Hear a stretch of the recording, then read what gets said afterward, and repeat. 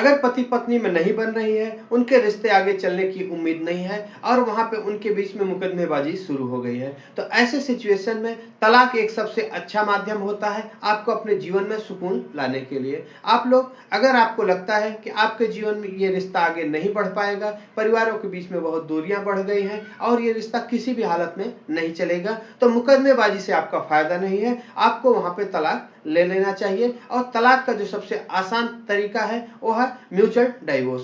Mutual divorce के लिए आपको कोर्ट में जाके एप्लीकेशन फाइल करना चाहिए और वहाँ पे आप आसानी से डाइवोर्स ले सकते हैं, कम समय में, बिना किसी परेशानी के। ध्यान रखें, अगर आप म्यूचुअली डाइवोर्स ले रहे हैं तो कुछ चीज़ों का आपको ध्यान में रखना है। जब भी आप म्यूचुअल डाइवोर्स के लिए जा रहे हैं, एक एग्रीमेंट जरूर तैयार करें और इस एग्रीमेंट में कुछ बातें जरूर मेंशन करें। पहली चीज कि जब आप डाइवोर्स ले रहे हैं, एलिमनी के रूप में क्या दिया जाएगा, जो पैसा दिया जा रहा है एक बार में इकट्ठे दिया जाएगा या हर महीने मेंटेनेंस के रूप में दिया जाएगा।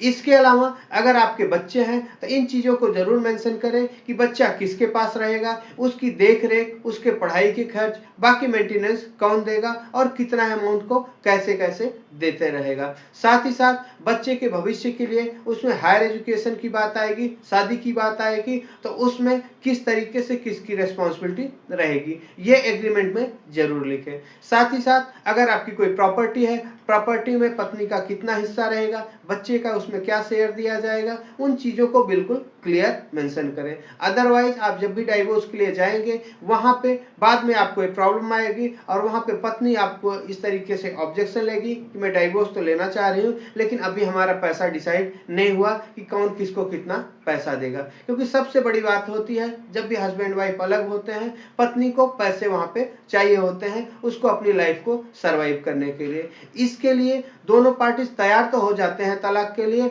लेकिन वहाँ पे कई बार पैसों को लेकर विवाद आ जाता है। मैंने बहुत से केसेस में देखा है कि पत्नी डाइवोर्स के लिए तैयार हो जाती है, फर्स्ट मोशन हो जाता है, एप्लीकेशन फाइल हो जाती है, सब कुछ हो जाता है। जब सेकंड मोशन की बात आती है तो पत्नी जो है कोर्ट में नहीं अपीयर होती है, अपने स्टेटमेंट नहीं रिकॉर्ड करती है और ऐसे सिचुएशन में तलाक नहीं होता है और पति यहाँ पे पैसे भी देके फंस जाता है। तो इसलिए जब भी डाइवोर्स के लिए आप जाते हैं, म्यूचुअल कंसेंट से डाइवोर्स करते हैं, तो यहाँ पे एग्रीमेंट जरूर बनाएं और उस एग्रीमेंट के तहत सारी चीज़ें क्लियर रखें, कोई किसी को अंधेरे में ना रखे। क्योंकि अगर आप एक दूसरे को अंधेरे में रखने की कोशिश करेंगे तो इसमें आपका ही नुकसान है, भविष्य में जाके आपको फिर से प्रॉब्लम आएगी और आपका वहाँ पे डाइवोर्स नहीं हो पाएगा। तो इन चीज़ों को आप ध्यान रखें और अगर आपका रिश्ता लगता है कि नहीं चल पाएगा तो म्यूचुअल कंसेंट से आप डाइवोर्स ले सकते हैं, हिंदू मैरिज एक्ट की धारा 13B के तहत। तो इस तरीके से आप आसान तरीका है डाइवोर्स लेने के लिए। अगर आपका कोई सवाल है,